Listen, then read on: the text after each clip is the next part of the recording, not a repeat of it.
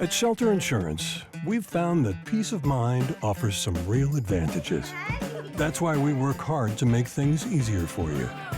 By sheltering your cars, by sheltering your home, by sheltering your toys, by sheltering your life. Peace of mind.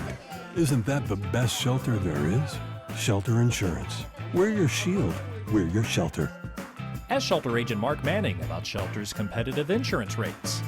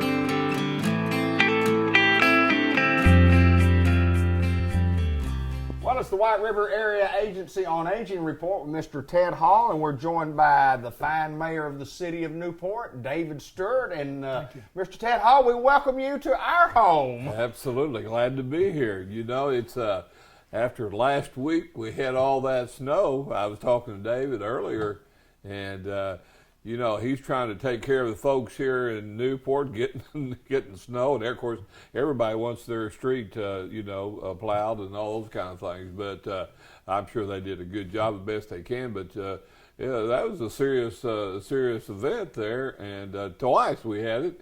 And so the point I'm making here, you know, David's taking care of business here in Newport, but we're taking care of Independence County and Jackson County with seniors, even during last week event with the snow. So, you know, we know what's important. That's is serving seniors, and we do it when it's raining, or if it's snowing, or if it's sunshining.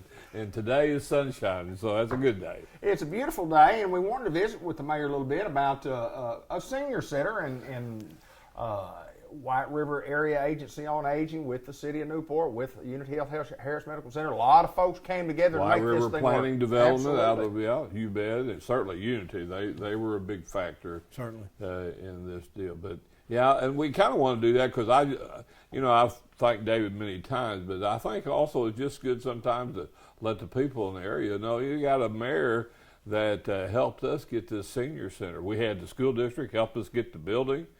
And then we were laughing again before the show here, is that we ran into all kinds of situations because the building hadn't been used in 10 years. So as we tried to remodel and do those things, we had different things. But David came to the rescue every time. And so we're proud of that, David. Thank you. Mayor, tell us about that process. Tell us well, what process you went through. It's just another process where, with everyone working together, like we've learned to do in the last 15 years or so, everything worked out really well. We had a good plan to begin with, and Ted and myself went before the Newport Special School District Board and talked to those folks, and they were very supportive. But we had a building there that was an old kindergarten building that hadn't been used in years, and they wanted to do something with it that was proactive for the community. And it just worked out. Now, like Ted said, we had all kind of problems once we got in that place. Our plans kind of went out the window, and we regrouped. But working with White River Planning and Development and our different partners, everything worked out real well. Yeah, the school district, they kind of went over there and evaluated that building, and so we especially I know Richard O'Neill did that. Richard did, yes. Helped us do that. So. Again, like David said, we had lots of help, and we needed it. Well, David, the mayor's office in itself has so many things that they have to do, but in all fairness, the guy or the lady, whomever it may be, sitting in that in that desk in there, sitting behind that desk, has a lot to do with how this city runs, and you have that responsibility, had it for a long time, and we hope you continue to have it for a long time. But there's lots of hats that you have to wear being the mayor of Newport. Talk a little bit about that. There certainly is, David, and you know my past with the police department, and that's come in handy, and the fire department, and but again, just everybody working together. Just like last week, you know, I had budget things that we were working on, but everything had to stop, and we had to take care of what was at hand, which was bad weather, and we all worked nearly 24 hours a day to try to keep the streets clear and to take care of things that were problems. You just try to do whatever comes up at the time. It's a different day every day. I still enjoy it. Every day I enjoy coming to work.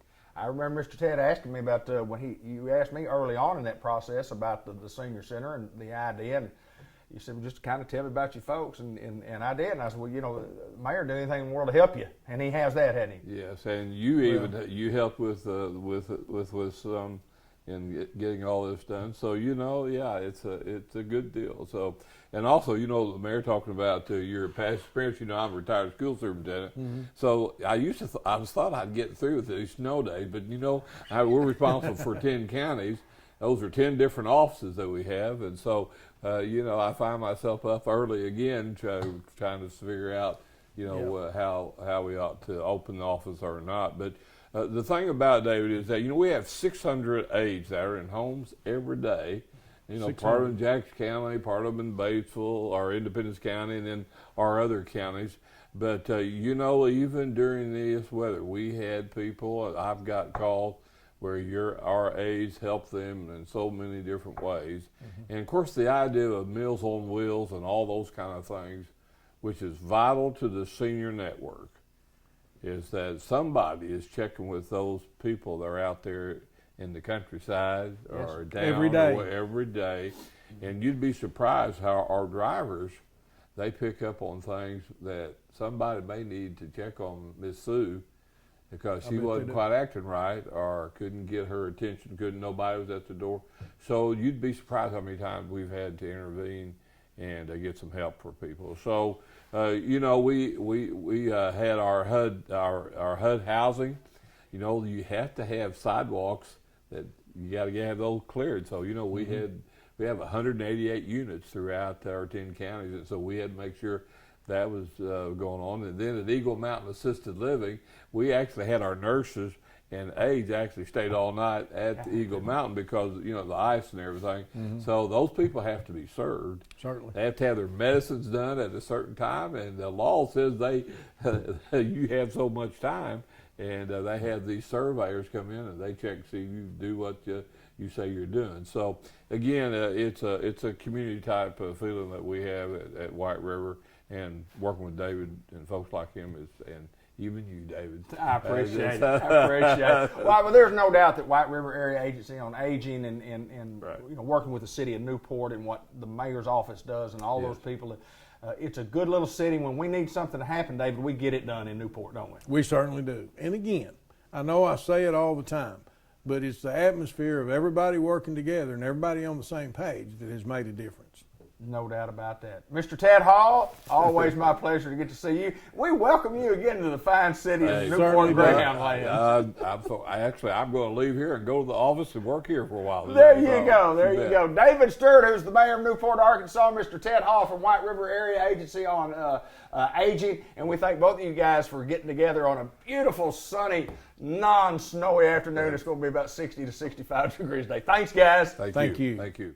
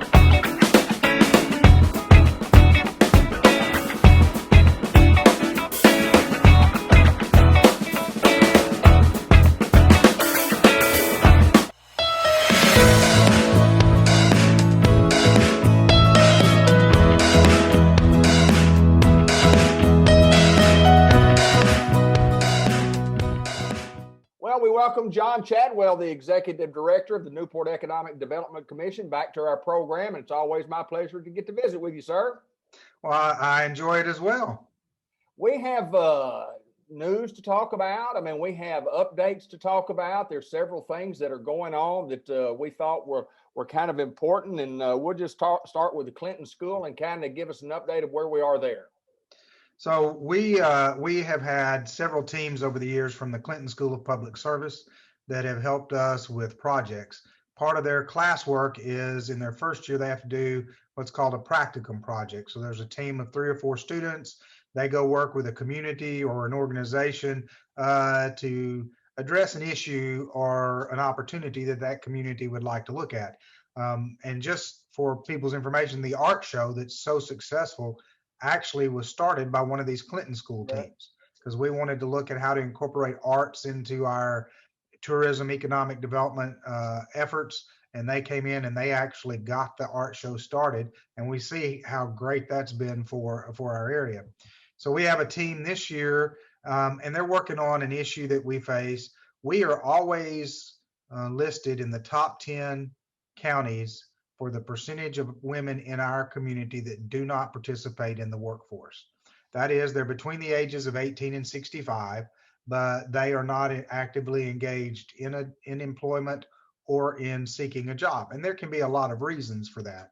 Okay. But if you are a single mom, you've got 3 children, and you graduated from high school, and you can get a minimum wage job, you can't make enough to put all 3 children in daycare and have anything left over.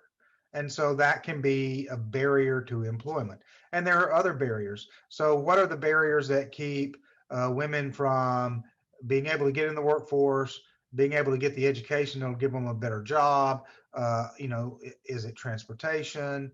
Is it childcare? What are those things that they are facing? And then what are the barriers that when women get in the workforce that maybe keep them from advancing, so that they can go up the ladder, they can get a better job, provide for their family better? And so the Clinton School team is doing some surveys. We're recording this on Friday the 12th. The deadline is Monday the 15th. For those surveys. We have a link. If somebody sees it before then and wants to email, we'll email them the link where they can take the quick survey online. But they're taking this survey, and then they're going to find out what women say are the barriers that keep them from being in the workforce. Mm-hmm. And then what they're going to do is they're going to look around the United States at communities that might have had similar barriers and have found a successful program to address those barriers. What we face, none of the things we face in Newport are unique. Right. Other places face them too. I mean, it's just part of the world we live in. But somewhere, somebody's doing a good job of that. And so let's find out what they're doing and see if it would translate to our community. Because if we could get more women actively involved in the workforce, as they make up over half of the population of the county, then what we could do is significantly increase the number of workers available to companies looking to relocate to Newport and Jackson County. And so it helps on so many different levels. It helps families who need a better income.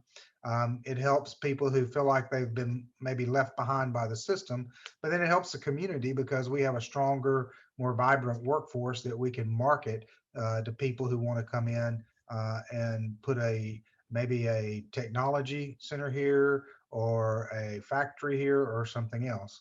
So we're excited about that process, and we're kind of looking forward to it. Well, it's good to have partners like with the Clinton School and NEDC. It's been a good plus for both of us. And something new kind of going on: the Arkansas Procurement of Technical Assistance. Is that what it's called that we were talking about earlier?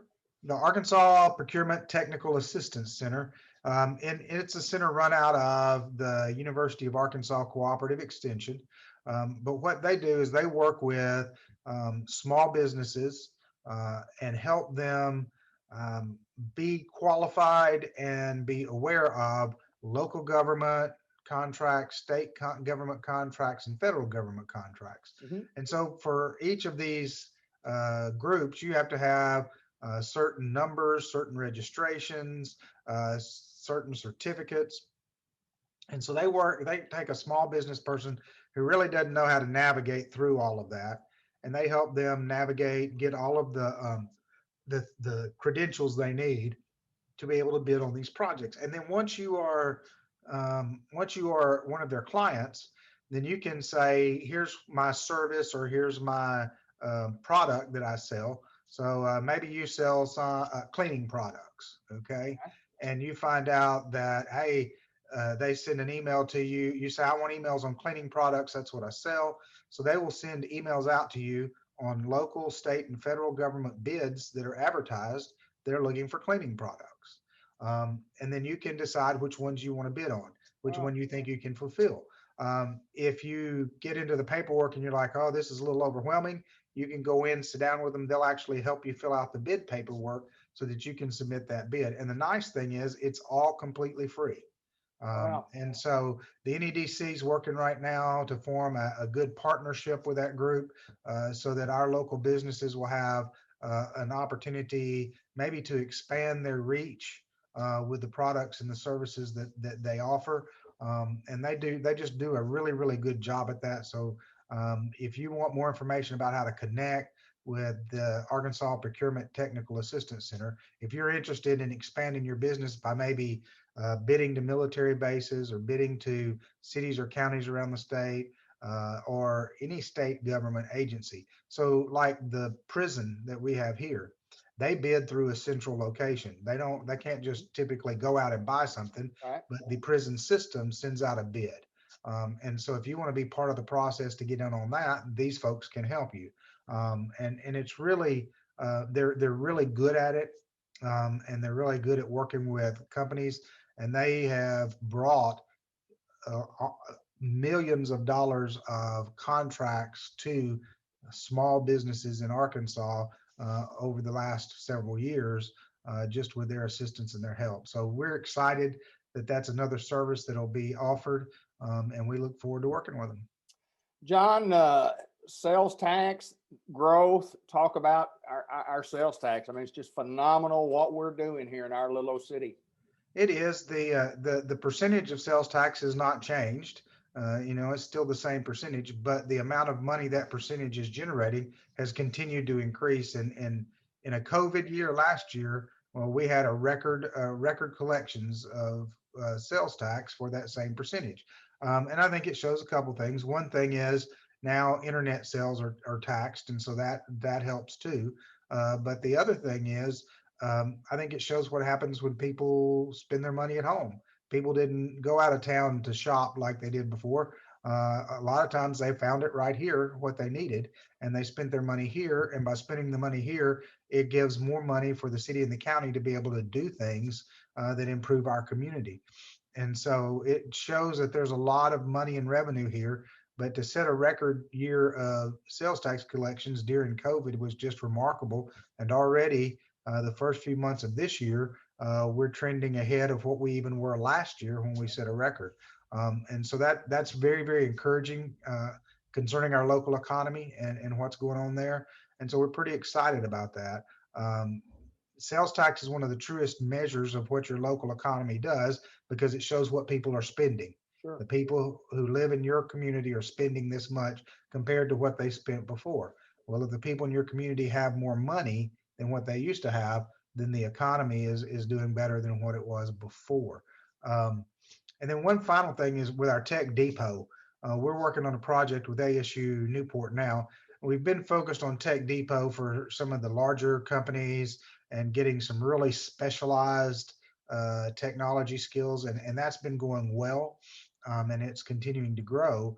But now we're going to also work with ASU Newport to find to get Microsoft 365 classes, so somebody can come in and learn Word or Excel, PowerPoint, things like that. So if you were a small business and you say, man, I need somebody who can run Excel, I'm getting all of these things I need to do in Excel, but nobody in my office knows how to run it. We're trying to develop a program, hopefully by summer or early fall, where there will be a Microsoft Excel class taught by ASU Newport in the Tech Depot. And if we can get everything done right, it's going to be free for the business, free for the person who goes through. And so they can take their incumbent employee that they have, pick who they want, send, or they can send all of them through if they would like. And we think that there's a grant out there we're pursuing to try to get that paid for. And so I think it's going to be a really good program for our small businesses in town too. And it won't be just businesses in Newport. Businesses in Jackson County, businesses in the region can come to Tech Depot. And so we'll be announcing those classes and letting people know when they're available in the near future. But I think it's going to be a really good opportunity to upgrade the skills of the workforce for a lot of our small businesses. John Chadwell, as always, I appreciate you taking time to join us and providing information to the general public. And but you're accessible, in your office. Your office is always open. We have a Facebook page. We have a website. Lots of places you can get information about us. But thankful to you and the Newport Economic Development Commission on what all you guys do. And I would shudder to think where we might be, if you guys weren't on board. But thank y'all for what y'all do, because y'all work hard at what you do. Well, we appreciate it. And I told somebody the other day, the NEDC is truly the people of Newport's work, because the investment that every single person in this community makes in economic development is what has created this change. We happen to be the ones who get to coordinate everything, but without every single citizen making that small investment every time they shop, none of this would happen. So when we talk about all these things going on, it's really the citizens of Newport who are making this happen. John, as always, thank you, my good friend. Thank you. John Chadwell, Newport Economic Development Commission Executive Director, and we'll see you next time. Thank you, sir.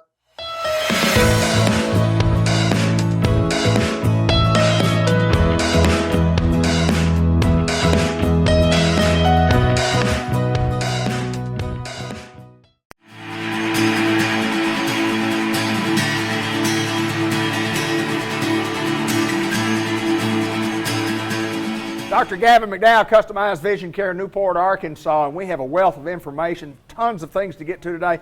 Some of this stuff is important, some of it's not. I'm shaking my head, no. No. We always have a fun show because we put a little humor in what we do, and my job is to be a professional interviewer, and your job is to be a professional optometrist, and sometimes we do those things.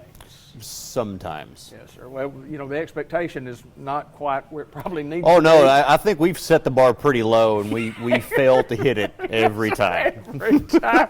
But we're working on it.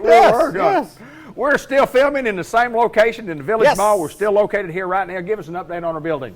Look, time frame, just got to update hopefully by the end of April-ish. Really? So, yeah. And as soon as we get a more solid time frame, I'm going to be sending stuff out to the patient social media, stuff like that.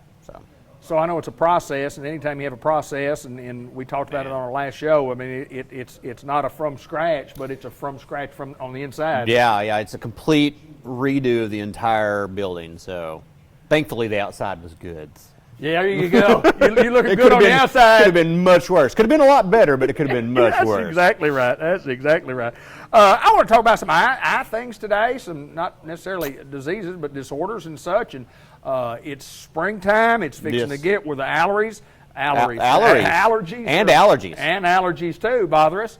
What does it do to eyesight? Talk about eyesight and allergies. Allergies, oddly enough, for someone who does not typically have an allergy, or say someone, I don't necessarily have seasonal allergies. I have 9 times out of 10, I'll see signs of allergic reactions inside the eye, or not inside, but on the outer surfaces of the eye, because typically what allergies present in the eye is more of an effect of the conjunctiva, which is just the tissue that covers the white part of the eye and the back side of the eyelids. They just get irritated. I mean, it's pollen, it's animal dander. I mean, sure. I've so many patients come in here and doc, my eyes just bother me. I think it's just dry eye, and then I'll get to looking and like, so when did you get a cat? But I mean, as far as it affecting eyesight, it's more of effect of the comfort of the eye, which in turn causes the eye to be either feel more dry or water a bunch, and that will affect eyesight. But, How do you fix that besides get rid besides of get rid of the cat? Yeah, besides get rid of the If cat. you're really attached to the cat.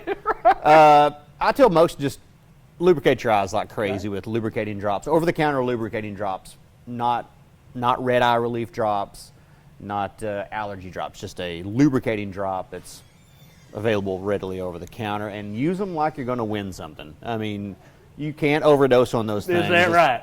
As Put much it as in you there, can get right? in there, get it in there, and that will keep most of the irritants out of the eye and keep them much more comfortable. Now, if it gets to a point where you want to dig your eyeball out with a rusty spoon, it's itching badly, then yeah, we need to probably throw a prescription medication at it or something like that. But lubricating drops are usually easiest. I want to say congratulations to you. I know we did a show probably 6 months ago, 8 months ago, and we talked about the, I guess it's the state of Arkansas, where somebody is doing some changes and upgrading some services that might be available, and you had some, certifications that you had to get through. You got through those, and kind of give us an update on what that was, what it is, and what it does. Okay. Well, generally speaking, the scope of practice is expanded in Arkansas and allowing us to be allowed to do some of the procedures we were trained to do, even myself, years ago in school, in optometry school. And those are laser procedures involving usually glaucoma, as well as some, let's call it superficial surgeries of the eyelid and injections of the eyelid, stuff like that. But let's put it this way. I'm now considered an advanced procedure optometrist. We're stopping a little bit short from calling it an optometric surgeon, but yeah, there's a lot of things.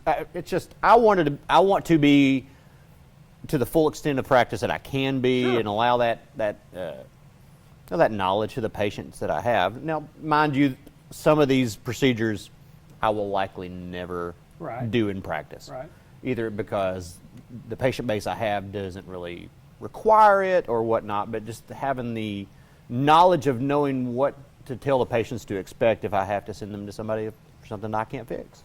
Have you thought about getting maybe a certification on professionalism in television interview, where you were the interviewer and kind of maybe change jobs? And have you thought about that? I have thought about it. I was going to just watch a TED talk on it, but it was really long, so it was more of a Theodore talk, and I just didn't want to sit through it. Theodore. Well, let me tell you what, the certification to do this job right here that I've got, I am well trained and well versed on years of experience. There you go. School of Hard Knocks. School of Hard Knocks. Just a couple of funny things. Anything out of the ordinary other than like me? I noticed when you're doing nothing, you like to do nothing. Oh, I love to do nothing. And hate the interruption. Not a fan of that last minute phone call. Hey, you want to go do this? No, I don't. I want to do exactly what I'm doing right now, which is nothing. Now, I don't get me wrong. I like to get out and do fun things, but I don't want to. It's an ordeal for me to mentally prepare to be social. Does that make sense? Yes, it makes all the sense in the world to me. I like people, but I like them in small doses. There you go. Which is why I see patients one at a time. Well, you see. Well, and you talk about changes or whatever, and being nothing, and you actually have a plan. I mean, that plan to do nothing is that is a plan. That's a good plan. I tell my wife all the time, as she walks through the living room, if I'm sitting doing nothing, she's like, "You going to do anything all day?" No, this is what I had planned to do. This was. Let me look at my schedule. Yeah, I'm right where I need to be. Nothing. Yeah. Absolutely nothing. Check it off my list. Well, it's good that when you get to the office that you always have something to do. Always. You guys are busy. We are, and I love being busy. Yeah. Love it. Just, I know that you came here how many years ago now? 15. 15 years. I mean, 2006 was when I came. Man alive. 15 years in one location. You still got some of the same customers? I do. and I love it. And I'm going to say this now. I want everybody to know this. I'm horrible with names. With names. We had a young lady pop up to the door the other day during lunch whenever I was working with some other people. Anyway. So anyway, young lady comes to the door. She's wanting to pick up her glasses that have been ordered in. I'm like, okay, hold on one second, sweetie. I've been seeing this woman since the day I started here. And you go blank. And I'm like, oh my gosh. And I feel so embarrassed because I don't want to ask them their name because they know I've been seeing them for 15 years. And I'm like, oh God, I cannot remember her name. It happens. So then that's when I run to the staff like, this young lady. Y'all help me out. Yeah, go ask her name real quick. Somebody knows. So anyway, that is a very huge character flaw that I have. And I will, when people introduce themselves to me, first time, if they're a new patient, first time I talk to them, I'll ask them their name, and the entire exam, I'm using their name. That's what you're supposed to do. And I try to set that hook. No, it don't work. No. It doesn't work for me because I know that's what you're supposed to do, and you try it, and then when you get through and you've said Randy 97 times, you look at you and you say, Robert, good to see you. Yeah. My name's Randy. So anything else that we need to discuss today on this fine program that we do? You need to get your own program. You know what I mean? You the think so? Customized Vision Care program on Facebook. Oh, we've already got that. We do. Yeah, we've got that. The ratings are good too. All right. The ratings are good. I I'm appreciate still waiting on my friend. royalty check on that, but that's fine. I mean, is the network not going to call me? Are you not sending the check? I'm pointing at Linda Black here. And she's looking behind her to see who she. There's nobody behind you, hon. It's just you. You the check writer. Always my pleasure to get to come to Customized Vision Care in the Newport Village Mall to visit with Dr. Gavin McDowell. Our phone number is 870-523-3333. If you need our services, we're here for a little while. And then, as he mentioned earlier, we may be across the street. Yes. In the next few weeks. Yep. Thank you, my friend. Thank you, Robert.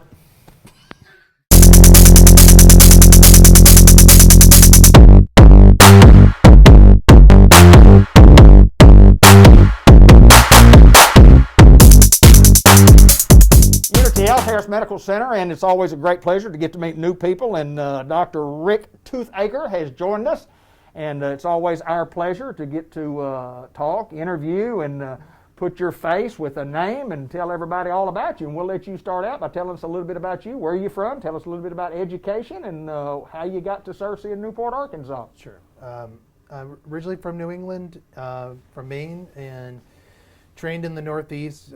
Did medical school at Dartmouth and training in New York and Maine, where I'm from, and I've been practicing for 12 years, and a few different places, but for the most part, been pretty consistent in practicing in more rural-based practices, kind of more general community oncology, and again, in part because my interests are, in the outdoors and activities and what have you, and so that's been in part why I've targeted those particular places to live. And I think why do I choose that particular? In addition, I've targeted places to practice where kind of the quality of the resources to be able to practice are where I need them to be. So, that I think is historically been the challenge, to find more rural-based practice where you don't compromise quality, and so that can be tough. But I think with Unity, I've found that kind of that happy medium to be able to live where I want to live, but also to provide the quality care that I expect from myself. Very interesting that a man from Maine would end up in Arkansas, and but it's a great story. And let's talk a little bit about your family. Did you bring family with you here? I did. I'm married, 5 children. Oldest is in college, so 4 with us. And they've acclimated very well, making friends, enjoying school, at least when they're in it.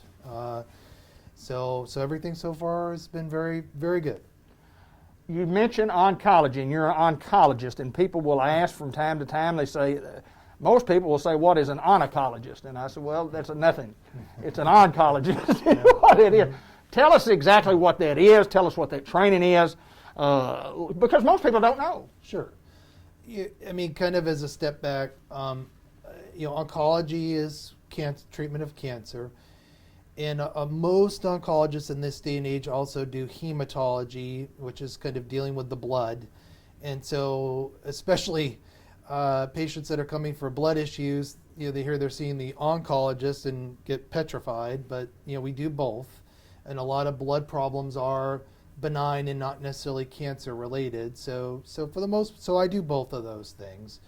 But really it's just evaluation and management and treatment of cancer is what that word encompasses.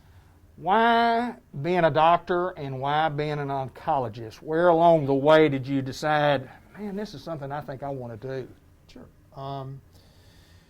Going back in time, my interests were, as a kid and growing up, I liked science, and that was my particular passion in life, and in being a physician and taking care of people certainly fit the science part of things for me. And then beyond that, as far as oncology specifically, my own family history was my father's side of the family. Both of my grandparents had cancer, and my father did as well. And so, I personally got a chance to see a variety of oncologists. And to be frank about it, I saw people that I thought that did a good job, and then I saw people that I thought didn't do a good job. And so, I think oncology is a unique practice in that it's a different relationship with the patient, and I think there's just a different level of interaction and being able to hopefully display compassion and care for people in what most people probably define as the worst possible diagnosis and situation they can deal with. And so, again, when you deal with it personally, I think it hopefully makes you a little bit more able to have empathy and provide that sort of care. So that's why I got into it. Well, I think we as human beings, when we hear the word cancer, we first think worst thought scenario that you could have, and you need people out there that can kind of give you some reassurance that sometimes it's not the worst case scenario. Yep. And that's what you do. Yes. Talk a little bit about people in general and the successes that you have, and how people feel from the fact when they first come to see you and they go, oh my goodness, this is not going to work, and then, oh my goodness, it did work, and how that makes you feel, and how it makes them feel. Yeah, I guess I see myself as, to some degree, a counselor in the sense of having the background information to work with, in the sense of making the diagnosis, getting all the pertinent information to help assess prognosis, just mean, what are our goals of treatment? Is it to cure? Is it to try to control disease? What are the best treatment options to facilitate that? And then there definitely are times where a person has a situation where they need, kind of the next level of care. And I think that's one of the good parts about Unity is having that Mayo Clinic affiliation. It really allows for me to have access to subspecialty physicians that only focus on rare, less common cancers and are doing research, clinical trials, where if that's what's necessary for the patient's care, we have pretty direct access to that, as opposed to putting in a referral and waiting a month for them to eventually get a foot in the door. So it's basically trying to guide people through that whole process based on the information that I have, and trying to give them the best information to make those decisions. Because ultimately, the decisions that people make on how to manage their cancer or otherwise, they have to live, usually what I tell patients is you have to live with those consequences. So you have to be part of that decision making, as far as, how to treat something, and how aggressively or unaggressively, and where to have that treatment done. Well, we appreciate you taking time to join us, Dr. Toothaker, and we welcome you to Unity Health Harris Medical Center in Newport, Unity Health overall, and obviously a great addition to us here in Newport, Arkansas. And I guess how often do you come here? Right now, every other week. As time goes on, that may be more frequent. So. There you go. Well, we appreciate him taking time to join us, and what a pleasure. I enjoy visiting with the folks at Unity Health Harris Medical Center. These are good folks, and you'll enjoy it. A guy from Maine in Newport and Searcy, Arkansas is mind-boggling to me, but we welcome you, our fine friend, to our fine cities. Well, thank you. I appreciate it.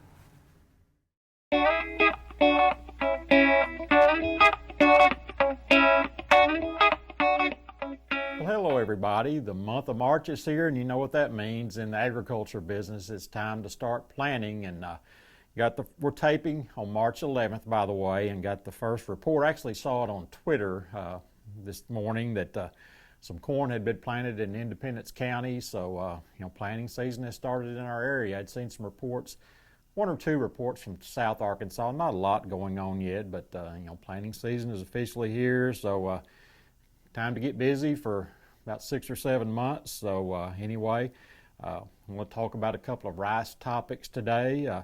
First is both of them will be weed control related. I want to talk about burn down herbicides and burn down situations. We're talking mainly about rice, but we'll also mention soybeans and corn because used to we would plant rice and then wait a little bit before we plant our beans, but now we try to plant about everything at once. So we're going to have rice, beans, and corn all going on. So we're going to mention a little bit of weed control, burn down issues with all those crops, and then talk a little bit about rice weed control after that. Talking about burn down, there's quite a bit of burn down herbicides already gone out. There's still more to go though, so several things we can still talk about in relation to that with planting upcoming. Really, when I think about burn down situations, I talk about two general situations. One is that conventional tillage situation. You're going to work the ground anyway before you plant, but you're wanting to try to hold that weed population down, at least keep it manageable where, the soil will dry out in a reasonable amount of time, then you can get it worked. You don't want it to get overgrown. When you do that, it's harder to work it, and it stays wet and things like that. So we're just wanting to try to keep the weed situation down. I think in a lot of cases like this, you can just go out with a good shot of Roundup, 32 to 40 ounces of Roundup maybe, and in these situations where you're going to do conventional tillage, and you'll be just fine. There's some weeds that Roundup's not that great on, and in those situations, you're not going to get great control probably, but you'll get enough control where you can accomplish what you want to accomplish. The other situation is where we're using either minimum tillage or going no-till, and in these situations, you want to keep it clean. You want to clean that field up, and you want to keep it clean. You really don't want any weeds or a very minimal amount of weeds to come up and be there. So in this situation, we're looking at still basing our herbicide program on Roundup most of the time, but we're going to put an additional herbicide in there to control some of those other weeds maybe that Roundup's not so great on, or could be resistant in and things like that. So we're going to add another herbicide to the Roundup. Really look at about 3 different choices in this situation. Number one is 2,4-D. It's a good broad spectrum herbicide that controls most broadleaf weeds. And earlier in our burn down window, that's what most people go to. But as we get on up into March, we've got to get concerned about plant back intervals. When can you plant your crops after you put the 2,4-D out, because it still has some soil activity, can affect emergence and things like that. So we do have a plant back interval. With 2,4-D for corn, it's only 7 days, but it goes up for soybeans to 14 days, and the biggie for rice, it's 21 days. So, as we get on up into March and we've got to wait 21 days before we can plant, most farmers are not going to go for that. I mean, it may be 21 days. If it stays wet, it may be a lot more than that before you plant. But, if the weather dries out at the right time and it's warm, you're going to want to plant a lot of times before 21 days is up. So we got to keep that a concern, and usually we're going to quit, using 2,4-D, by now already because of that 21-day plant back. So we look at some herbicides that have some shorter intervals for plant backs. First shot is one that's pretty commonly used. There is no plant back for rice, so you can put first shot out and plant right behind that. So that's a good option for us.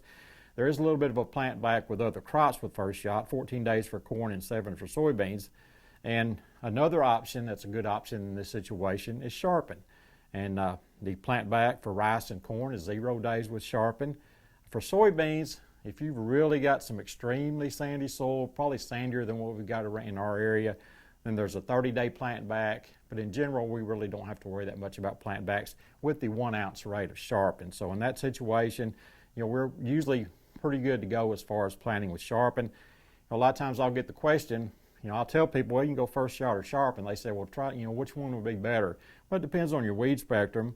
I generally try to look at the weed spectrum.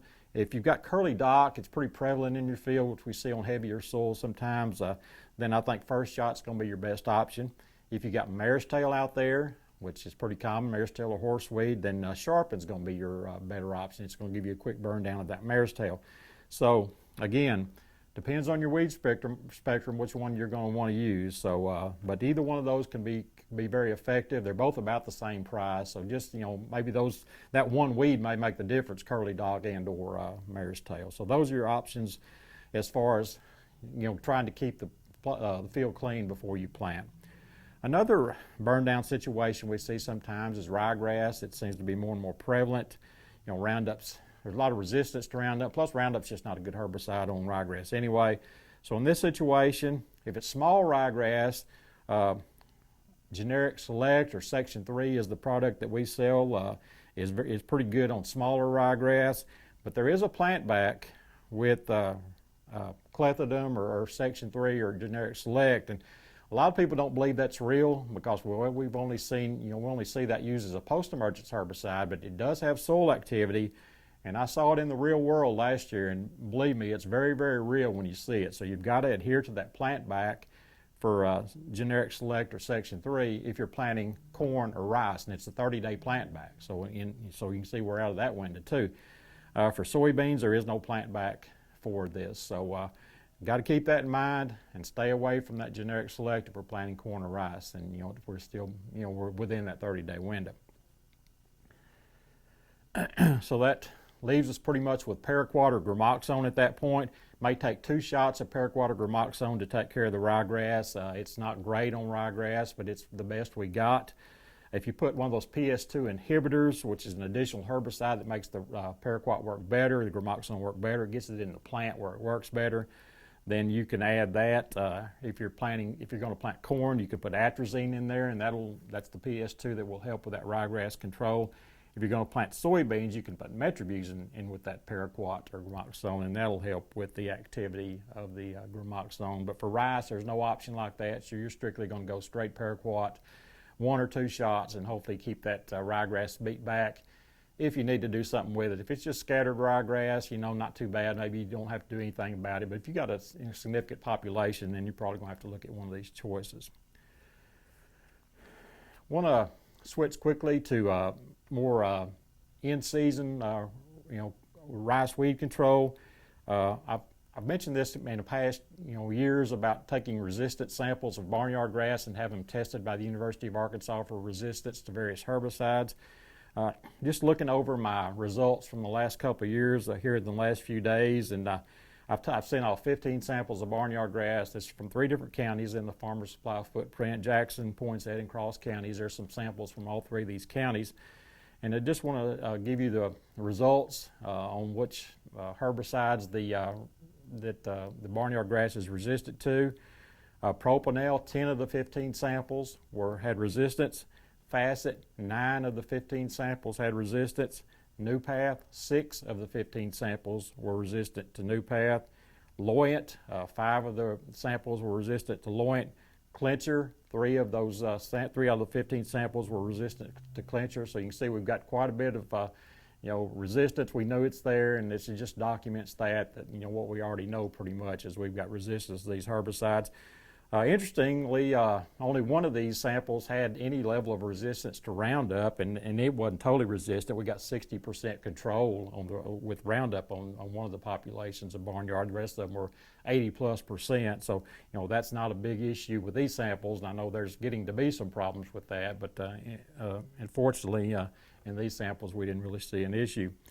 A couple of other weeds I sent off, a couple of fields I sent red rice samples off for Newpath resistance. One of those came back resistant, the other one was okay. And I've got one smartweed sample that I've sent off last fall and still haven't got the results. Apparently when they try to grow it out for spraying, it flowers almost immediately, and they've been having a hard time getting it sprayed on a timely way. But they're looking for resistance to Permit Plus and Gambit because we just haven't been able to get control in this particular field with Permit Plus or Gambit, and they're usually pretty good on smart weeds. So, you know, they're looking at that, and I feel pretty confident they'll come back as resistant, and that's going to be a big issue if that would happen to be true and it does start spreading, so we're concerned about that. So with these results, I mean, where do we go from here? I think the big thing, and we've talked about this for the last several years, we've got to keep our barnyard grass from ever emerging. Once it emerges, it's difficult to control, not only with the resistance, but you know, conditions and getting it sprayed right and timely and that kind of thing. We've just got to be able to, you know, keep the barnyard grass from ever emerging. So we've got to rely on residuals. So that's what we've got to base everything on, is just incorporating residuals into our program, overlapping them. Don't ever let them run out until, you know, you're flooded up. And a lot of times that's going to take probably 3 different applications to get that done. And I know several fields I looked at last year, we went with 3 different residual applications. Of course, basing that on command, but also incorporating Prowl and Bolero in there with them. Facet as well, even though we've got the facet resistance, a lot of times we can get pre-emerge control out of the facet. Now I've got some farmers that tell me they get nothing out of facet anymore on barnyard grass, so I think it's maybe a mixed bag there, but still a lot of times we can get some residual control out of the facet. So let's look at, you know, again, basing everything around command, starting with command, unless it's cut ground or very sandy ground where you can't use the command. Let's start with command, let's overlap something with command and make another overlap after that. Don't ever let the residual run out, you know, until the time that the field is flooded. So that's kind of what we need to be doing with our rice weed control, specifically the barnyard grass. One other thing on residuals with our rice is, you know, annual sedge, the flat sedge and other annual sedges are becoming more and more of a problem in rice. We have the ALS resistance, so some of the herbicides we used to use like Permit and some other ALS herbicides don't work on the annual sedges or flat sedges anymore, so we've got to look at some other control options. One pre that has shown pretty good activity is a Sharpen. BASF recommends 3 ounces of Sharpen. Just mix that with your command in your pre-emerge situation, and that'll help fight off that annual sedge and hopefully get you off to a good start there, because you know, we've got some post-emerge options, but again, like anything else, it'd be better if it never came up. You know, you had to worry about controlling it post-emerge. So that's kind of where we're at now. Planting season underway, and hopefully by the next time we visit, I'll be able to go out in the field and look at some crops emerging. We were going to be in the field today, but the wind's blowing about 40 miles an hour out there, so we just decided to tape inside. So until next month, this has been Randy Klepechka with your Farmer Supply Association Agriculture Report for March.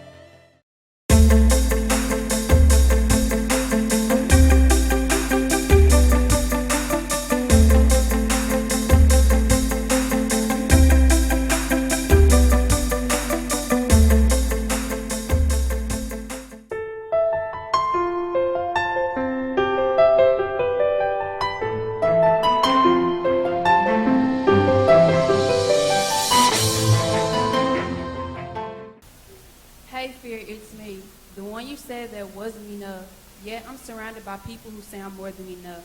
The one you said that wasn't worthy, yet I'm surrounded by people who call me deserving. Hey, fear, it's me. The one you said who wasn't love, yet I'm surrounded by people who love me more than I may love myself. The one you said who wasn't beautiful, yet I'm beautifully and wonderfully made. The one you said was a disappointment, yeah, I'm making so many people proud by taking this step. The one you said would never make it past the door, but look where I'm standing right now. Hey, fear, it's me. The one you bound up in chains of insecurity, timidness, nervousness, the one captivated by their anxiety. Hey, fear, it's me. I'm the one who isn't going to take it anymore. I'm serving notice on you, and I'm kicking you out. No longer will I remain in this environment of fear. In this environment of future, in this environment of depression, in this environment of being afraid. I'm serving notice on you, and I'm kicking you out. And I'm stepping over the line between my fear and my success. Between my present and my future. Between what I say I can't do and what I say I will do.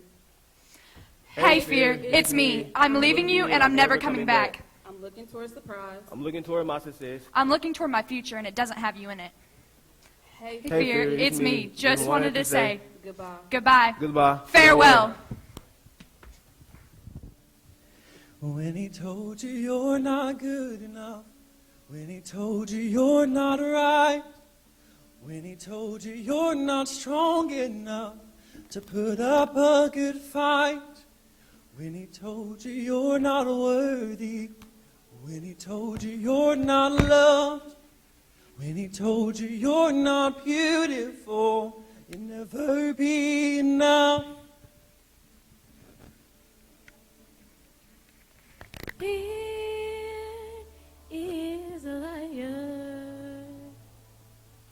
He will take your breath, stop you in your steps. Fear is a liar. He will rob your rest, steal your happiness, cast your fear in the fire. 'Cause fear, he is a liar.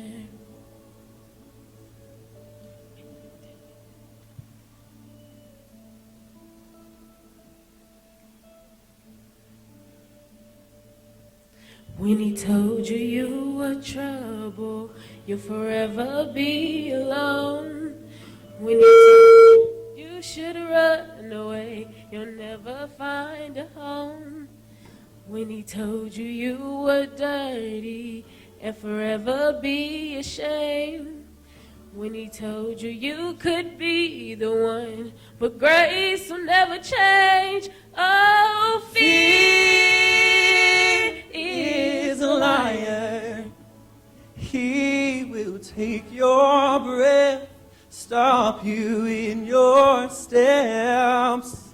Fear is a liar. He will rob your rest, steal your happiness, cast your fear in the fire. 'Cause fear, he is a liar. Let your fire fall and cast out all my fears. Let your fire fall, your love is all I feel. Let your fire fall and cast out all my fears. Let your fire fall, your love is all I feel. Let your fire fall and cast out all my fears. Let your fire fall, your love is all I feel. Let your fire fall and cast out all my fears. Let your fire fall, your love is all I feel. Fear is a liar. He will take your breath, stop you in your steps. Fear fire. He will rob your rest and steal your happiness. Cast your fear in the fire. 'Cause fear is a liar. 'Cause fear is a liar.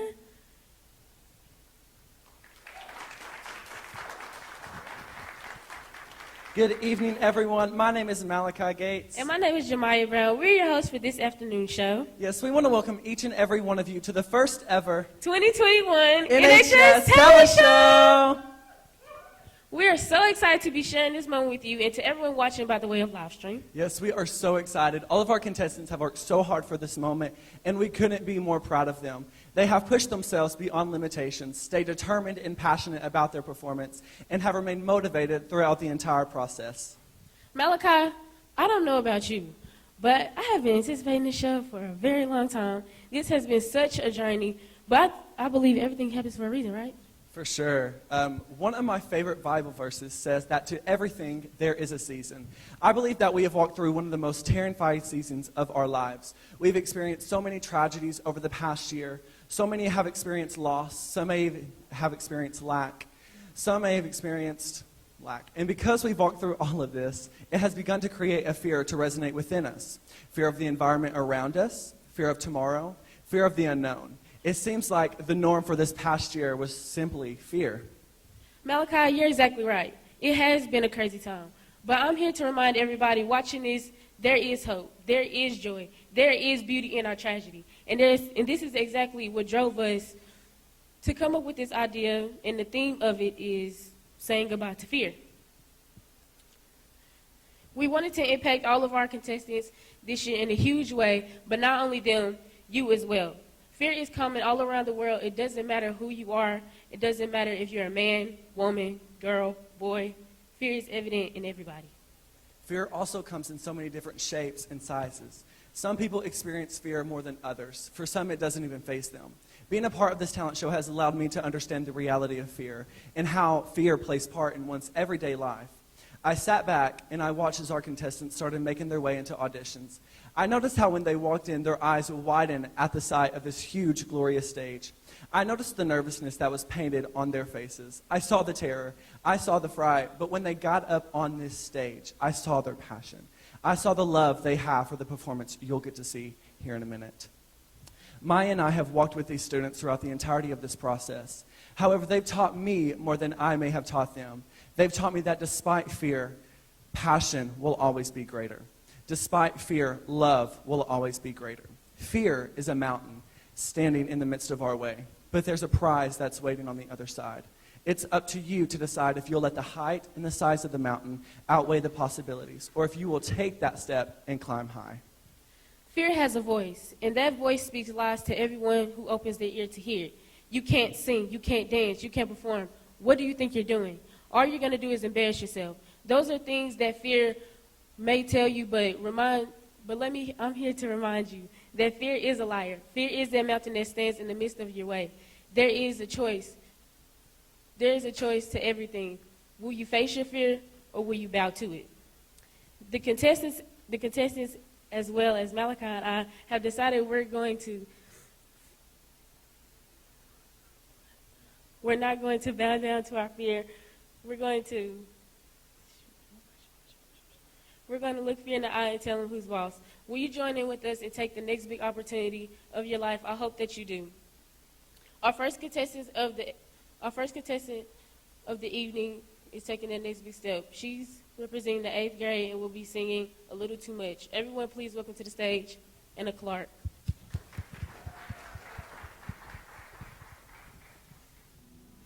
She would not show that she was afraid, but being and feeling alone was too much to face. Though everyone said that she was so strong, what they didn't know was that she could barely carry on. But she knew that she would be okay, so she didn't let it get in her way. Sometimes it all gets a little too much.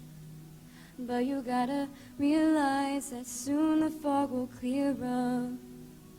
And you don't have to be afraid, because we're all the same. And we know that sometimes it all gets a little too much.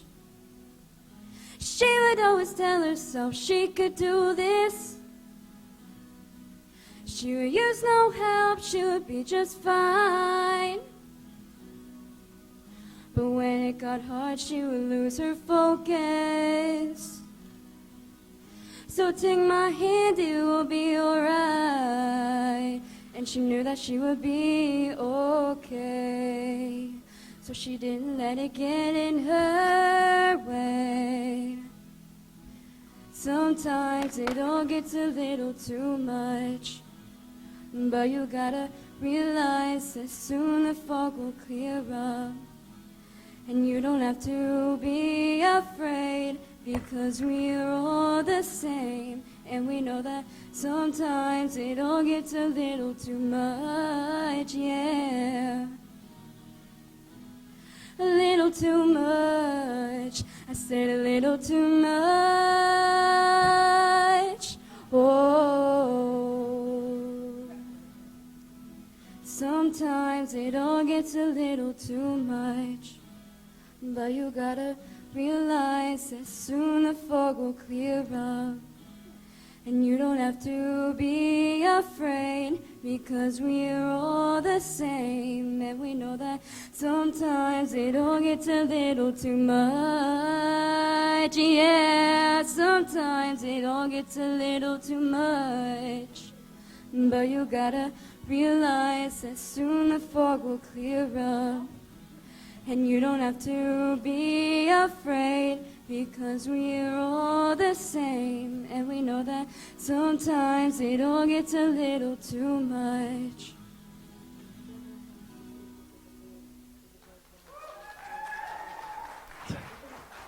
Great job, Anna. At this time, we would like to please welcome to the stage, representing the 12th grade class, Carly Pankey.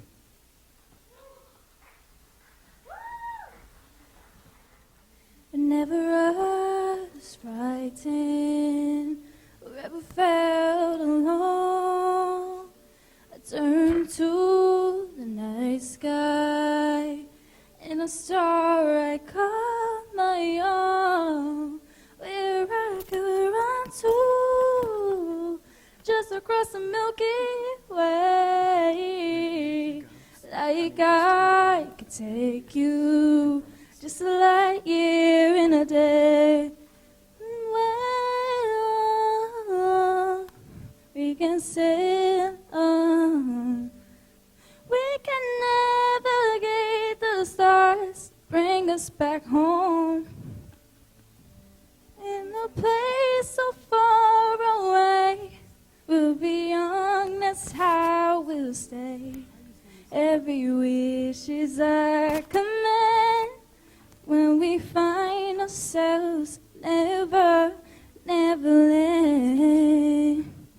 Oh, my make-believe, it's all reality, yeah.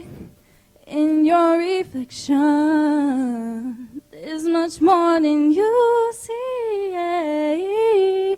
All that you're for the day.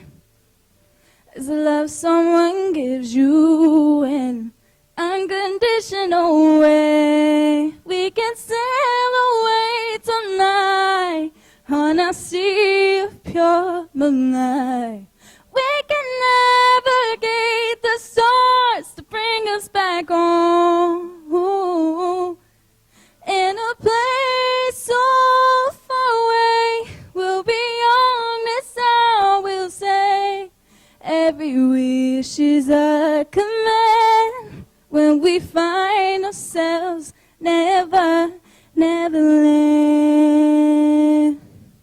Picture a line you never have seen.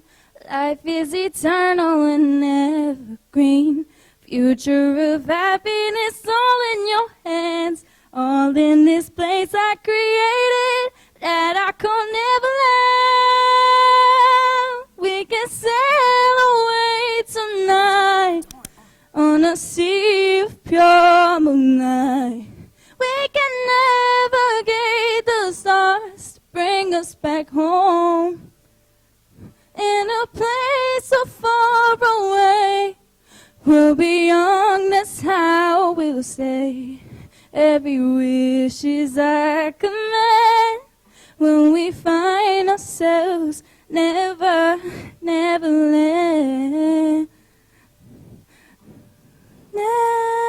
Neverland.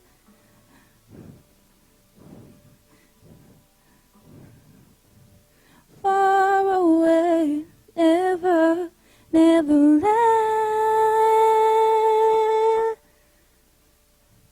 Neverland. Neverland.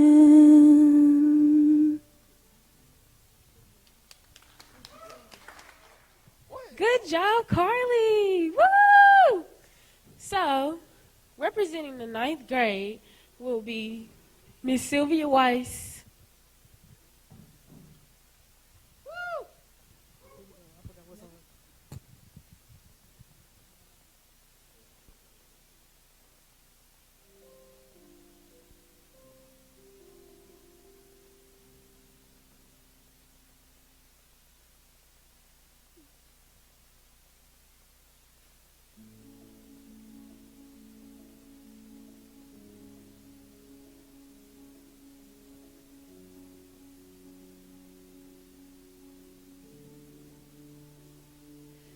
I heard that you're settled down, that you found a girl and you're married now. I heard that your dreams came true. Yes, she gave you things I didn't give to you, orphan. Why you so shy? Ain't like you to hold back or hide from the light.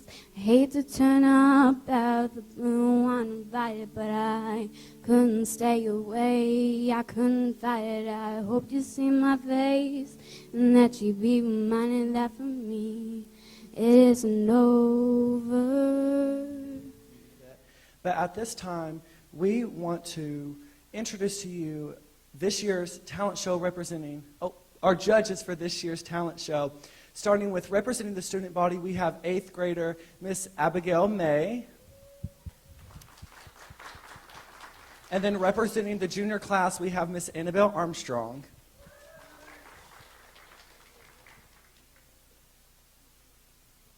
Representing our staff, we have Mr. Mike Steele. Oh, hey. Miss Donna Mohart. Representing our Newport community, we have President of the Jackson County Community Theater, Miss Susan Johnson. And finally, representing the Newport Special School District Administration, we have Superintendent Brett Bunch. We want to say thank you so much for being a part of this awesome show, and thank you for taking time out of your day to be a part of something special here at Newport High School. Up next, we have Mr. Leo Rivera performing a mime act. So, Leo, you have the stage.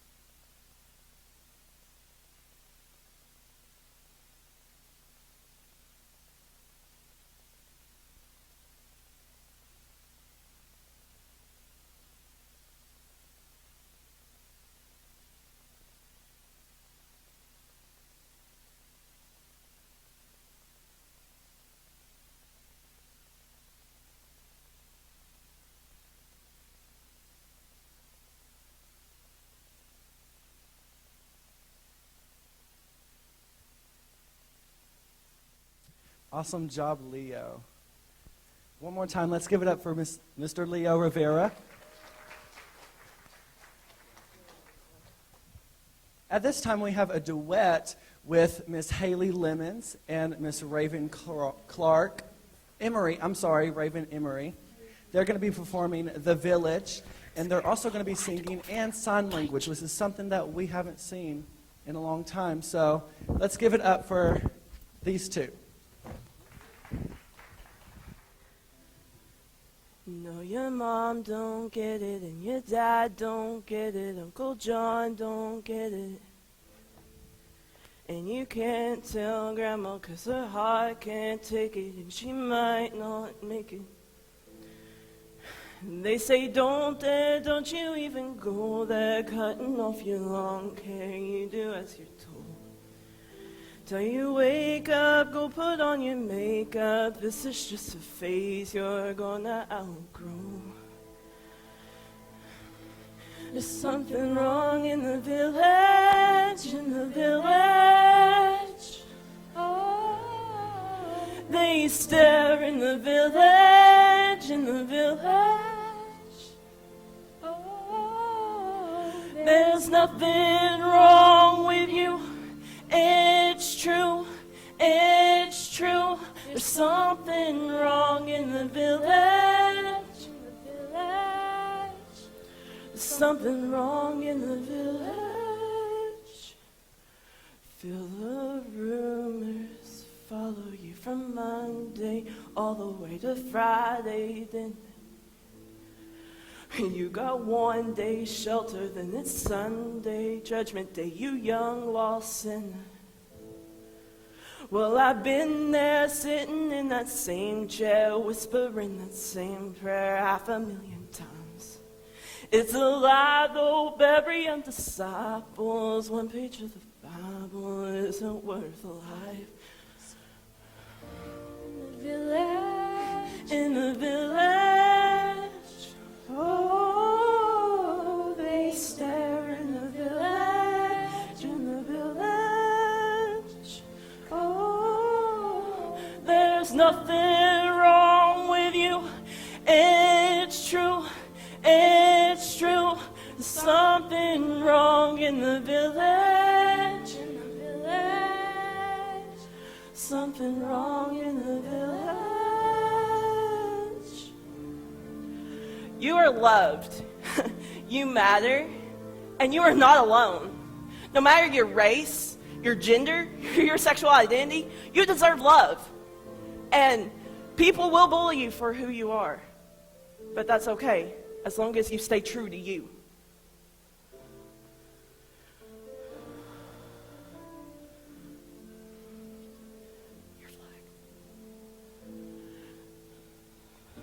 In the village, in the village, oh, they stare in the village, in the village. Oh. There's nothing wrong with you, it's true, it's true. There's something wrong in the village, in the village. Something wrong in the village.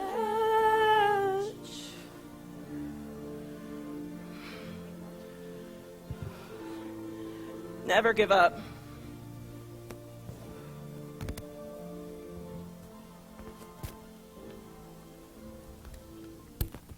That was a wonderful job. I love it. Okay, at this time we're going to be introducing our intermission and our performances. The first one coming up is Annabelle Armstrong singing The Reason. You're the center of my attention. Oh, the only thing I want is you. You're the focus of my affection. Oh, the only thing I want is you. Oh, the only thing I want is you.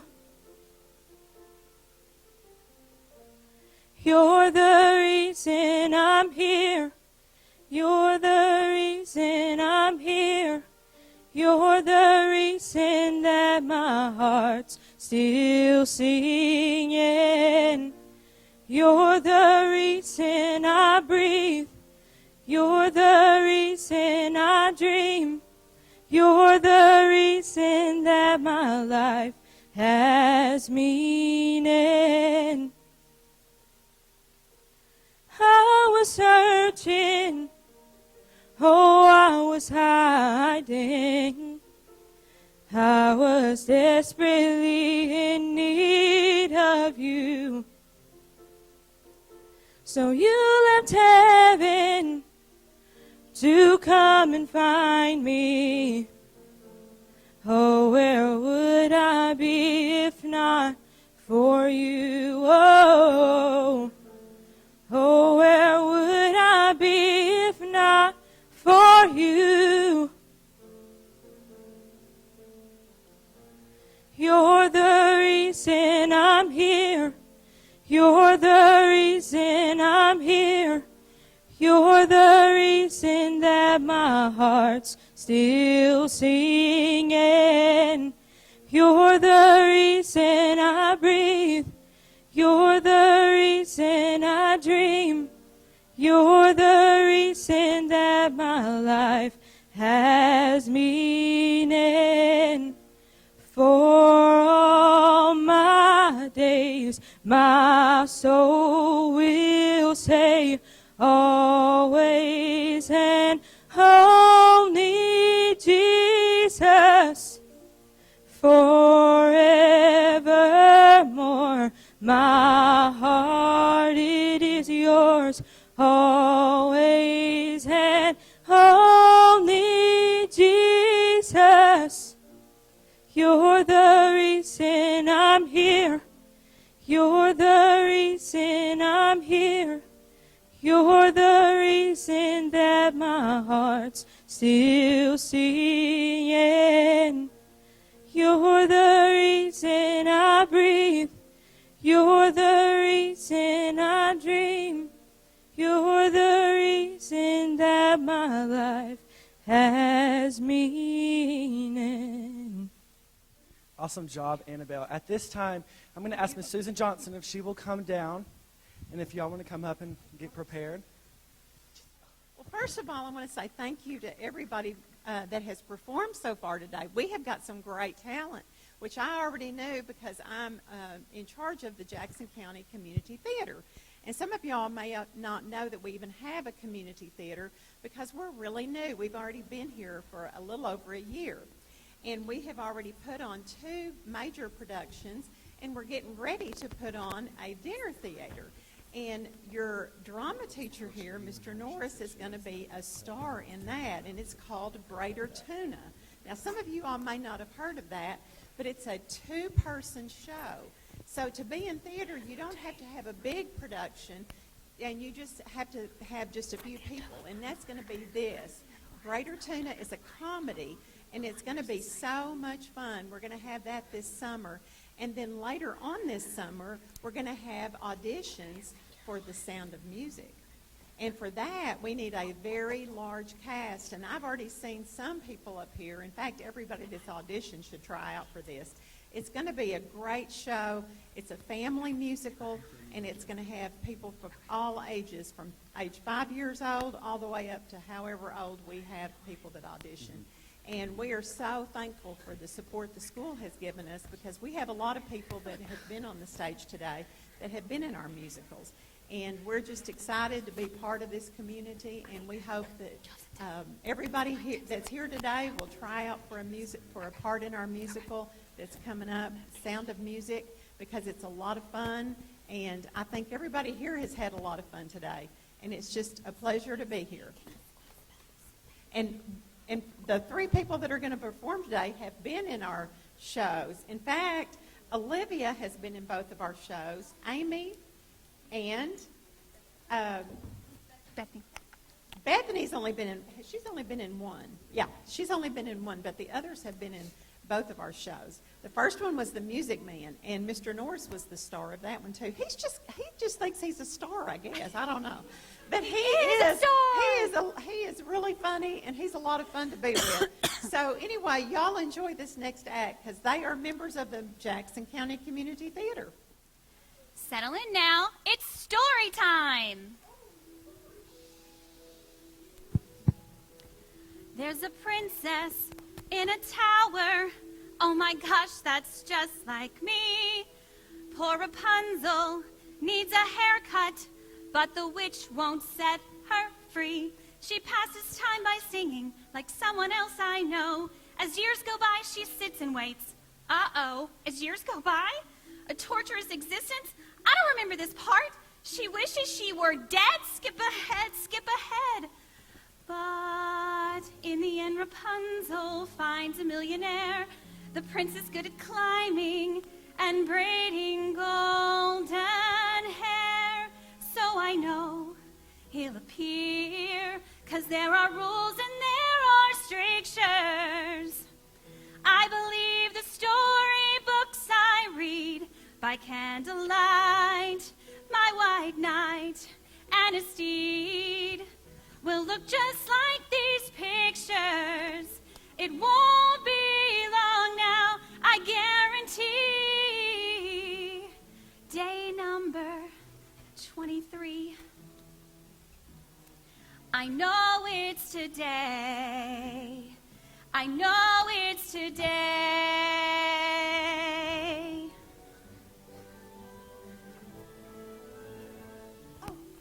Here's a good one. It's a classic. There's a princess in a coma. Glad it's her instead of me.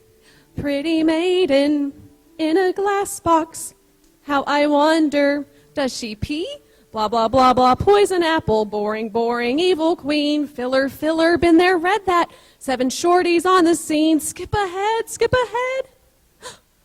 But in the end, the princess wakes up with a start. The prince is good at kissing and melting Snow White's heart. So I know he'll appear, and his armor will be blinding, as shining as his perfect teeth and manly hose. He'll propose on one knee, and our prenup will be binding. About time we set a wedding date. Day number 958. I know it's today. He'll show up today.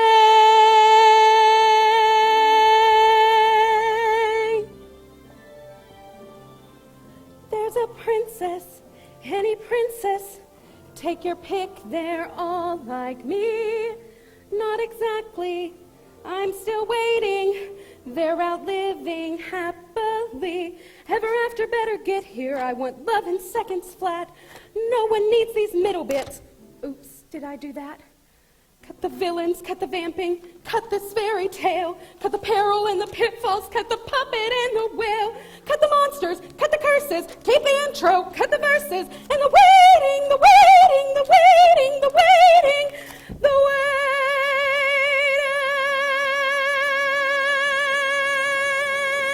But I know he'll appear, though I seem a bit bipolar. And I'm a vandal now as well. Hope he won't mind. I'm a find, I'm a catch, and a very gifted bowler. It won't be long now, I guarantee. Day number, are you there, God? It's me, Fiona. It's me, Fiona.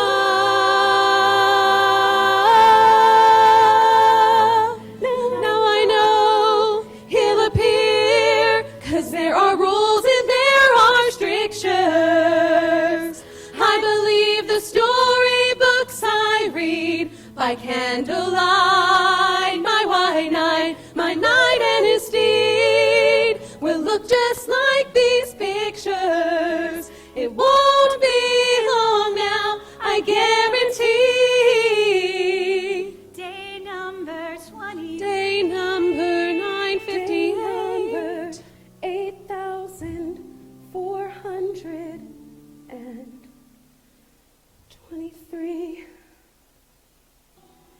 know it's today. I know it's today. Ooh, I know it's today. Ooh, I know it's today.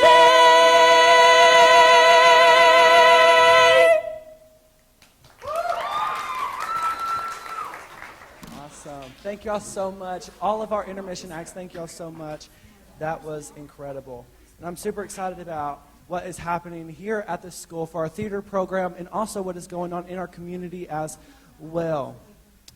Throughout the entirety of this process with the school talent show and everything, we've had several questions, and one of the main questions is, why have a school talent show, right? Why are y'all putting this on? What is the purpose of this?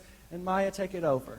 The reason why we are having this talent show is because everybody has fear, right? Everybody in the world is going to have fear. The reason why we are having this is because we're trying to overcome our fear. We're trying to beat what is trying to stop us, you know? So we wanted to have this to, like, have fun and just have a good time, because everybody is not really accepted in the world. And so we're trying to make sure that, hey, you can come to us. Hey, we're going to listen to you. You're not in the dark. You can come talk to us, you know? You can do what people say that you can't, what your fear says that you can't. So, and you know, with everything that happened with this past year, obviously COVID-19 was rampant, and it really just threw everything away. And you know, last year we were supposed to have the talent show, and Corona hit, and we weren't able to have it then. But throughout, everything happens for a reason. I'm a firm believer in that.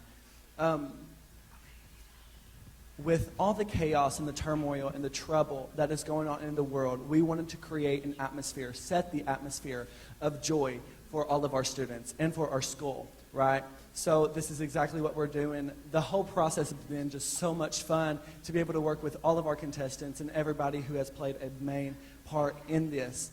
Okay, now we are introducing 7th grader Anala Roddy. She sings Stay by Rihanna.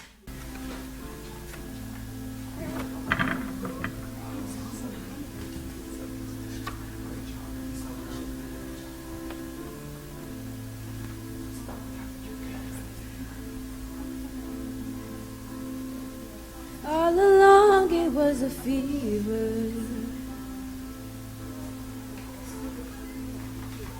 a cold sweat, high-headed believer. I threw my hands in the air and said, show me something. He said, if you dare, come a little closer.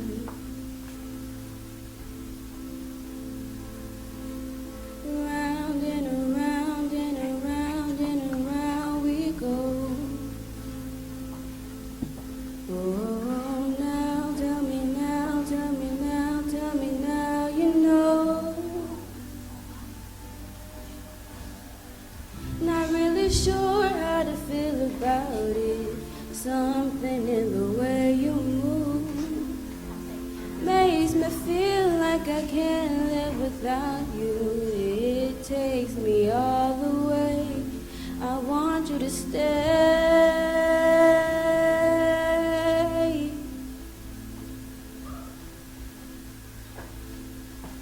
It's not much of a life you're living. It's not just something you take, it's given. Round and around and around and around we go. Oh, now tell me now, tell me now, tell me now, you know. Not really sure how to feel about it. Something in the way you move makes me feel like I can't live without you. It takes me all the way. I want you to stay.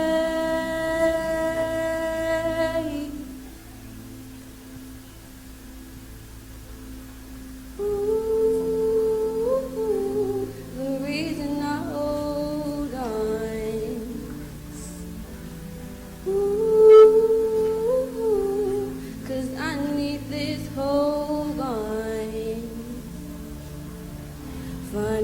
the broken one, but I'm the only one who's needing saving.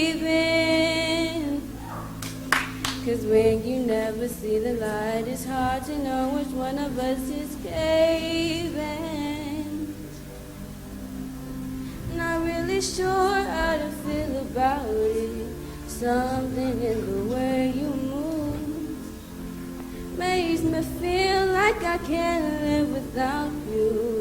It takes me all the way. I want you to stay.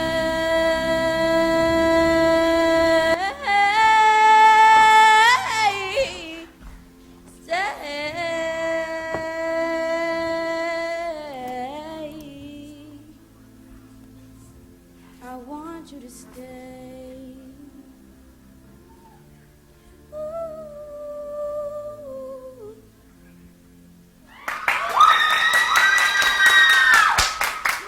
Great job, Anila. Great job. Up next, we have Miss Chloe Kyle. She is representing the 6th grade and will be singing Little Do You Know. So let's give it up for Miss Chloe. Little do you know how I'm breaking while you fall asleep. Little do you know I'm still haunted by the memories. Little do you know I'm trying to pick myself up piece by piece.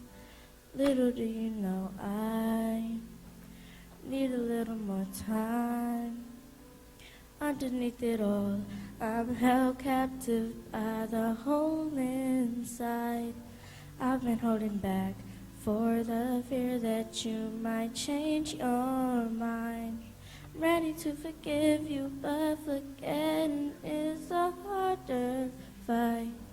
Little do you know I need a little more time.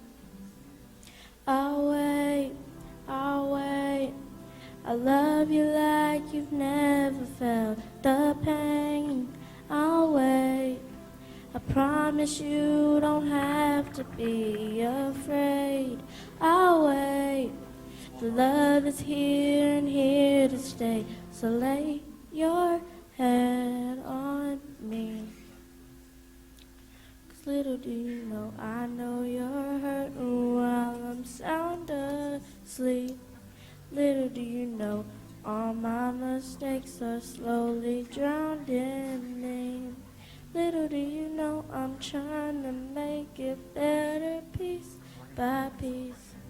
Little do you know, I love you till the sun dies. I'll wait, I'll wait. I love you like you've never felt the pain. I'll wait. I promise you don't have to be afraid. I'll wait. Love is here and here to stay. So lay your head on me. I'll wait. I'll wait. I love you like you've never felt the pain. I'll wait. I promise you don't have to be afraid. I'll wait. The love is here and here to stay. So lay your head on me. Lay your head on me. So lay your head on me. 'Cause little do you know I love you till the sun dies.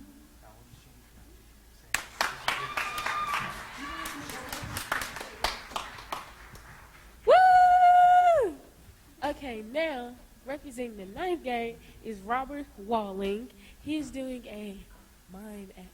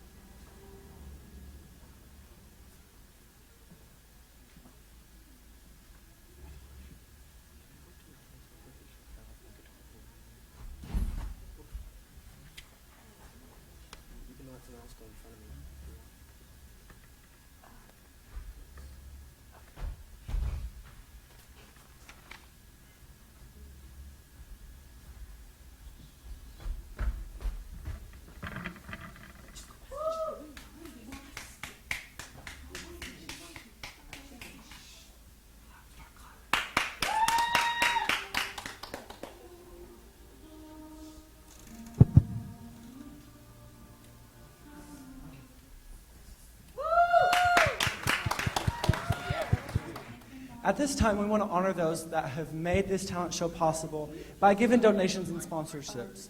We would like to say a very special thank you to the following: Jeff and Lauren Simpson, Dr. Kelly McKinney, Affordable Wheels and Brakes of Newport, Jackson's Funeral Home, White River Medical Center, Mr. Brock, and Coach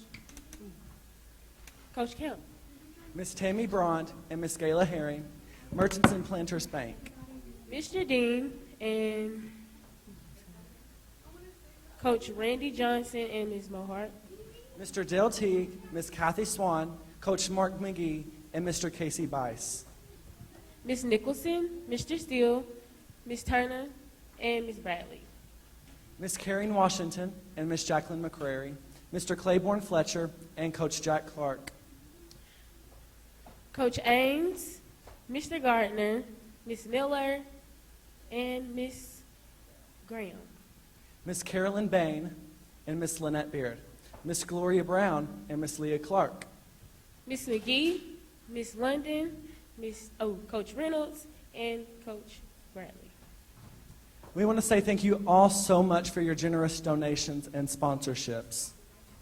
At this time, representing the 8th grade, we want to introduce Ms. Livingston performing Let It Burn. Take my hand and look me in the eye. There's still time left. Cut these cords and carry on for your life. Maybe you're broken, maybe you're shattered with no reasons left to try. But you still got so much for saving that you have left on the inside. I know you feel like you're worthless, that your day has come. The misery eats you alive until you come undone. You feel like there's nowhere left to call your home tonight, but you're not alone, this is our time and I am by your side. My friend, this is do or die. Hey kid, can you hear me? Don't you dare pull the trigger, throw it all away. You have every reason left to stay alive. All this how you lived and seen, drown it all in gasoline. Then light a match, pull the pin, you are not who you've been. The past is just lessons learned, so light it up and let it burn.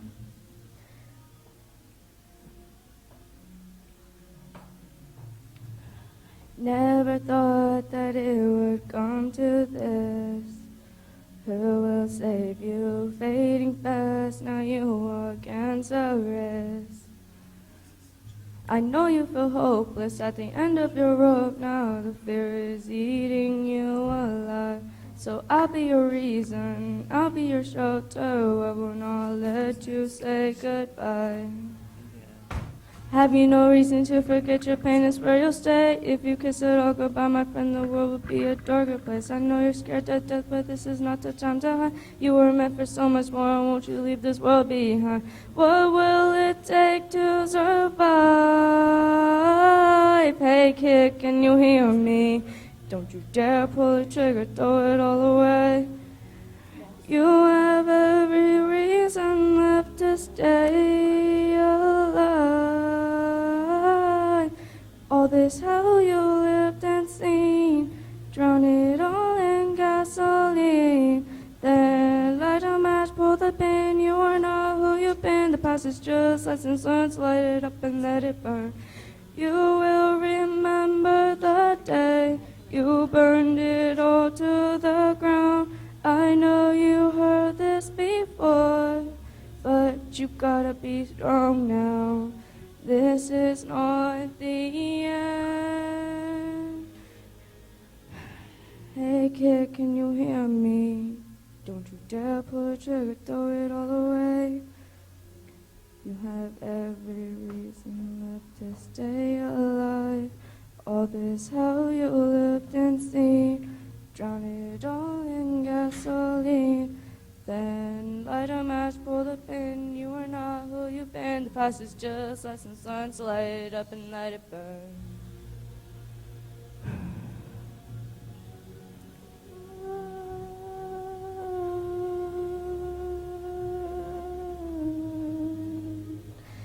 Let it burn.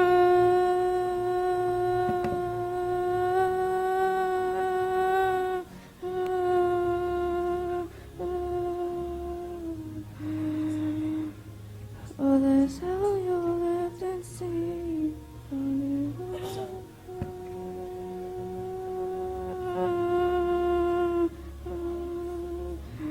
Just let it up and let it burn. At this time, representing the 10th grade, we have Miss Keisha Valentine singing There Is Nothing Greater Than Grace. So let's welcome her to the stage. What do you say to someone who feels like they've lost it all? Over the edge with no one there to break their fall. And what do you say to someone who feels so unloved, giving themselves away a little bit every day just to feel good enough? And what do you say to a hopeless soul who can't remember their way home and everything is out of their control? There is no valley, there is no darkness, there is no sorrow greater than the grace of Jesus. There is no moment, there is no distance, there is no heartbreak He can't take you through. So before you think that you're too lost to save, remember there is nothing greater than grace. And what do you say to someone whose life is on the line and they're unsure what happens after their last breath in time? And what do you say to someone who's built a wall you can't break through and it's so hard for them to hear the truth? There is no valley, there is no darkness, there is no sorrow greater than the grace of Jesus. There is no moment, there is no distance, there is no sorrow He can't take you through. So before you think that you're too lost to save, remember there is nothing greater than grace. There is no valley, there is no darkness, there is no sorrow greater than the grace of Jesus.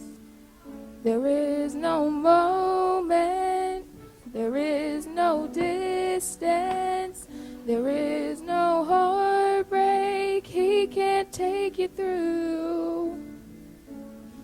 So before you think that you're too lost to save, remember there is nothing greater than grace. Remember there is nothing greater than grace.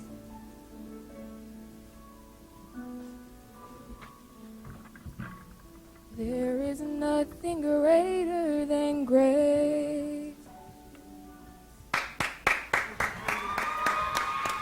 Woo! Keisha! Woo! Okay, making her way invite to the stage Miss Sylvia Weiss. She's representing the 9th grade class, and she's singing Someone Like You. I heard that you're settled down, that you found a girl and you're married now. I heard that your dreams came true. Guess she gave you things I didn't give to you. Old friend, why you so shy? Ain't like you to hold back or hide from the light. I hate to turn up at the blue uninvited, but I couldn't stay away. I couldn't fight it. I hope to see my face and that you be reminded that for me it isn't over. Never mind, I'll find someone like you. I wish nothing but the best for you. Don't forget me, I beg. I remember you say sometimes it lasts to love, but sometimes it hurts and stays. At this time, I'm going to ask if the judges will get together and they're going to discuss the winners. We have a 6th through 8th grade division, which is our junior high division, and then a 9th through 12th division, which is our senior high division. And as they are talking amongst each other, me and Maya are going to perform our closing song. I like to say we gave it a try. I like to blame it all on life. Maybe we just went right, but that's a lie. That's a lie. And we can't deny it as much as we want. But in time, our feelings will show. 'Cause sooner or later, we'll wonder why we gave up. The truth is, everyone knows. Almost is never enough. So close to being in love. If I would have known that you wanted me the way I wanted you, then maybe we wouldn't be 2 worlds apart, but right here in each other's arms. And we almost knew what love was, but almost is never enough. If I could change the world overnight, there'd be no such thing as goodbye. And you'd be standing right where you were, and we'd get the chance we deserve. Oh, try to deny it as much as you want, but in time our feelings will show. 'Cause sooner or later we'll wonder why we gave up. The truth is, everyone knows. Almost is never enough. So close to being in love. If I would have known that you wanted me the way I wanted you, then maybe we wouldn't be 2 worlds apart, but right here in each other's arms. And we almost knew what love was. And almost is never enough. Oh, it's never enough. Almost. It's never enough. It's never enough. It's never enough. And we can't deny it as much as we want. But in time, our feelings will show. 'Cause sooner or later, we'll wonder why we gave up. The truth is, everyone knows. And almost is never enough. So close to being in love. If I would have known that you wanted me the way I wanted you, then maybe we wouldn't be two worlds apart. But right here in each other's arms, and we almost knew what love was. But almost is never enough.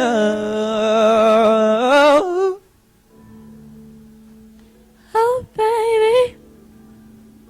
You know, baby, baby, baby, almost is never enough. baby. Almost is never enough.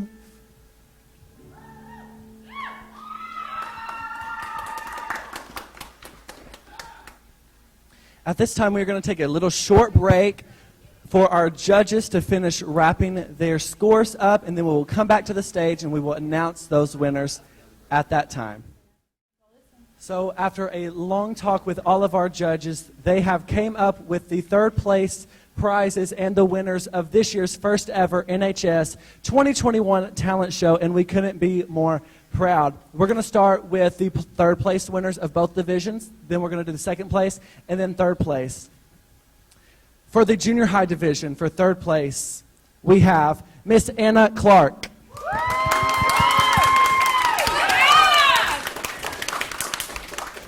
And for your senior high third place, we have Miss Carly Pankey.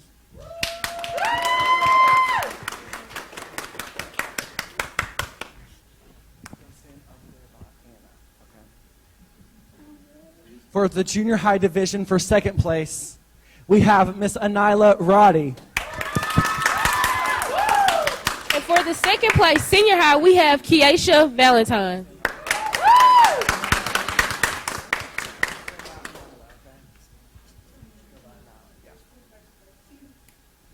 And for the moment that we've all been waiting for first place of the junior high division, we have Anna Clark. You are first place. I misread that. So. Woo! For third place of the junior high division, I'm sorry, we have Mr. Leo Rivera. Sorry about that. And for your first place, senior high, we have Raven and Haley. Haley.